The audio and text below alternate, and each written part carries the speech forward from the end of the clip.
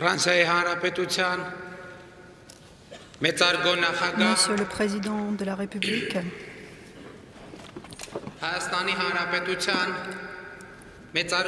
Monsieur le Président de la République d'Arménie, Monsieur le Premier ministre, Mesdames et Messieurs, Messieurs les ministres, Mesdames et Messieurs les parlementaires, Mesdames et Messieurs les membres du corps diplomatique, cher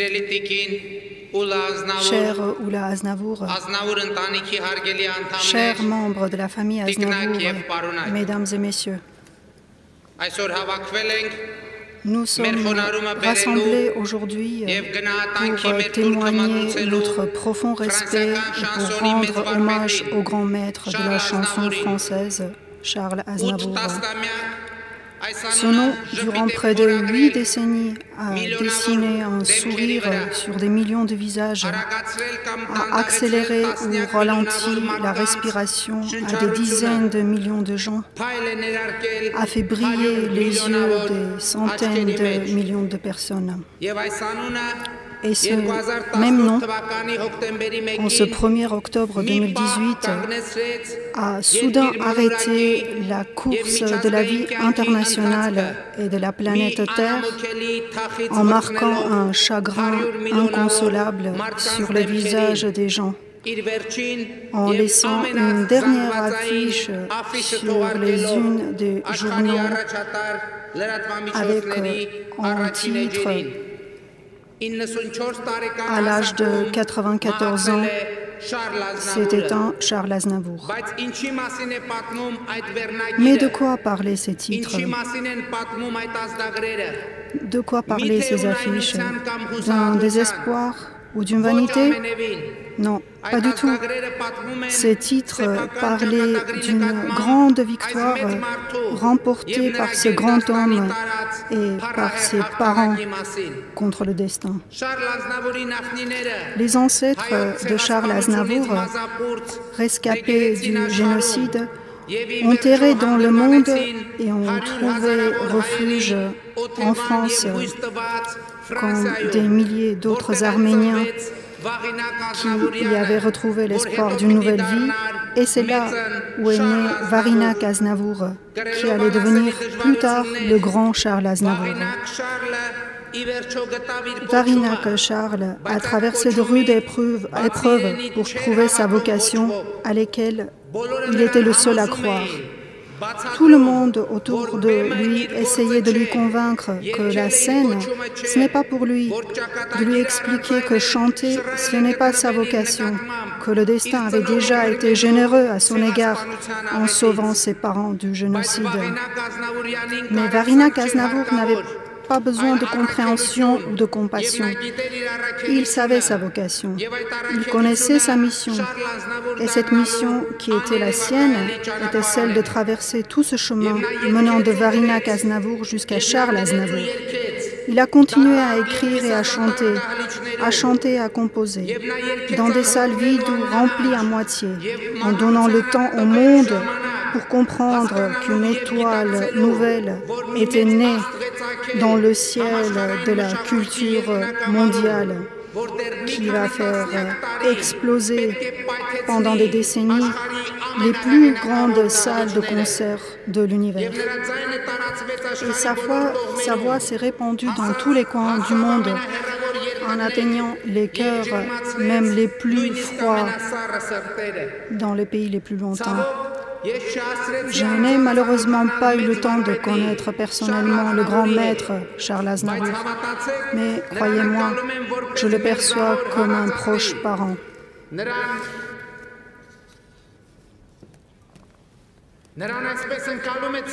Et tout Arménien le perçoit comme un proche parent, car Aznavour est celui qui a porté le nom des Arméniens sur le toit du monde, qui a donné une nouvelle couleur et un nouvel élan à la fierté arménienne, qui a pu vivre les joies et les malheurs, les rêves et les aspirations de son peuple. C'est aussi la raison pour laquelle Charles Aznavour a été déclaré héros national de la République d'Arménie. Ce titre honorable est largement mérité non seulement pour son talent de chansonnier, mais aussi pour les immenses services rendus à l'Arménie. En Arménie, il y a plusieurs places et rues portant son nom. Et dans la deuxième ville d'Arménie, Gyumri, qui l'a tellement aidé après le tremblement de terre, il y a même un statut de Charles Aznavour, faisant de lui une des personnalités exceptionnelles ayant un statut encore de leur vivant. Le jour des obsèques de Charles Aznavour est décrété comme jour de deuil en Arménie, en signe de l'amour infini que chaque Arménien porte en lui pour ce grand Français, grand Arménien et grand citoyen du monde. Monsieur le Président de la République française, Monsieur Emmanuel Macron, en ce jour solennel, je tiens à vous redire toute l'appréciation et toute la reconnaissance de mon peuple à l'égard de la France et du peuple ami français.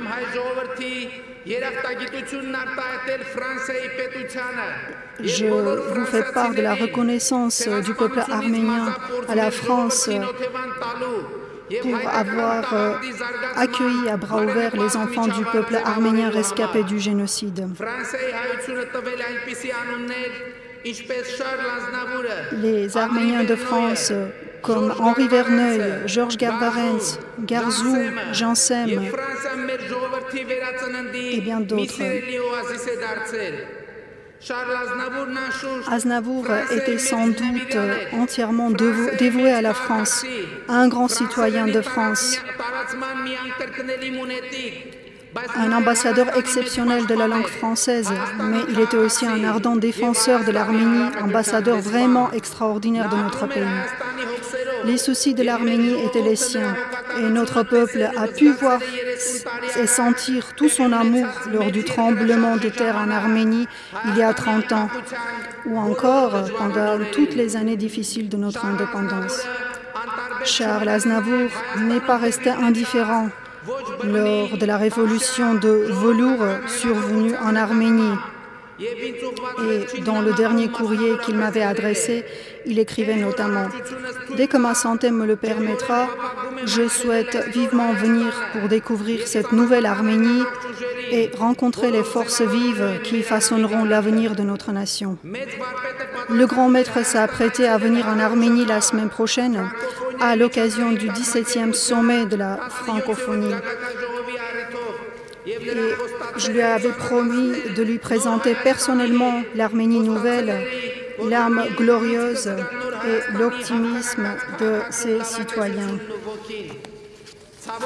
Je n'ai malheureusement pas pu tenir ma promesse et ma seule consolation est que le maître a pu tout de même adresser son dernier souhait à l'Arménie actuelle dans son courrier. Je souhaite vivement que la jeunesse d'Arménie puisse un jour montrer tout son potentiel et réaliser ses rêves en Arménie. Cher maître, cher Charles Aznavour, dans votre courrier, vous avez tellement bien écrit ce à quoi aspire le peuple arménien et la jeunesse d'Arménie. Et aujourd'hui, ici, devant le monde entier, je tiens à vous promettre solennellement que je ferai tout pour mettre en œuvre votre message et qu'on puisse réaliser votre rêve. Je tiens à affirmer que je suis voué sans réserve à cette œuvre pour que la nouvelle Arménie devienne telle comme vous l'aviez rêvé. Une Arménie libre et heureuse, ce sera la réponse à ce travail que vous avez effectué pour le peuple arménien. Je m'incline devant vous, grand Français, grand Arménien, grand artiste et grand humaniste. Repose en paix, cher maître.